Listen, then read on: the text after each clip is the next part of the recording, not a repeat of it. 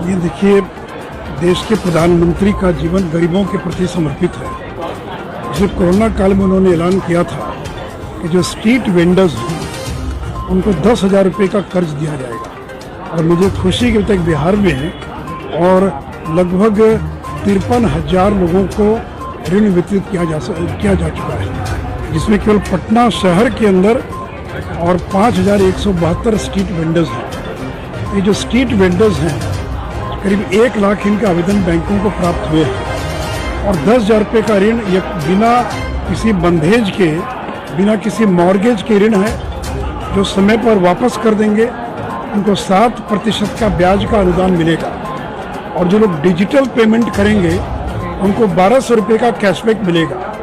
और जो लोग 10,000 रुपया वापस कर देंगे उनको पुनः 20,000 रुपया, 30,000 रुपया, 50,000 रुपया।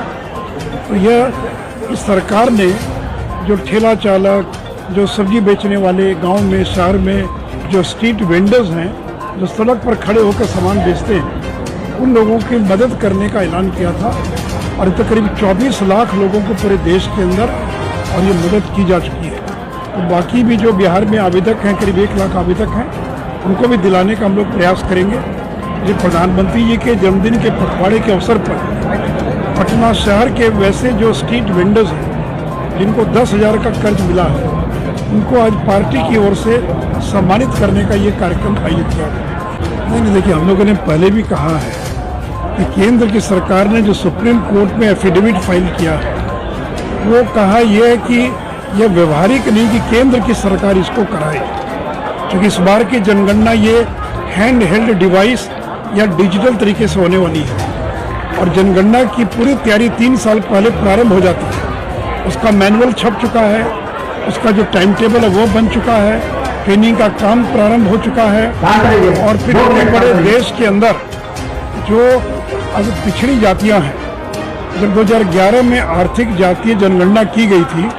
तो 46 लाख जातियों की सूची मिली। 46 लाख, जबकि इस देश में मुश्किल से 7-8 हज़ार जातियाँ होंगी। इसलिए केंद्र ने कहा कि जनगणना की पूरी तैयारी हो चुकी है, और इस अंतिम समय में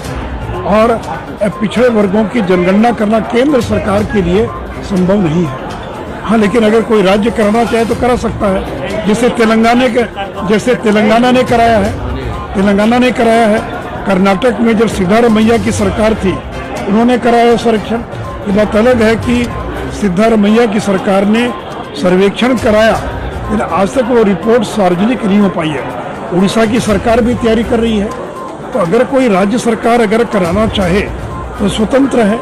लेकिन केंद्र ने अपनी असमर्थता जाहिर की है। और जो राजद के लोग कहते हैं कि 1 कॉलम जोड़ देना है, ये केवल 1 कॉलम जोड़ने का सवाल नहीं है, ये केवल 1 कॉलम जोड़ने से नहीं होगा, क्योंकि ये डिजिटल तरीके से गणना की जाने वाली है। और जैसे अनुसूचित जाति जनजाति की गणना इसलिए होती है कि लोकसभा और विधानसभाओं में जो उनको आरक्षण मिला हुआ है वो आबादी के आधार पर, इसलिए उनका गणना करना आवश्यक है। तो इसलिए अगर कोई राज्य सरकार चाहे कराना तो स्वतंत्र हो करा सकती है, लेकिन केंद्र ने कहा कि हम जनगणना के साथ अभी कराना हमारे लिए संभव नहीं है, और यही एफिडेविट उन्होंने सुप्रीम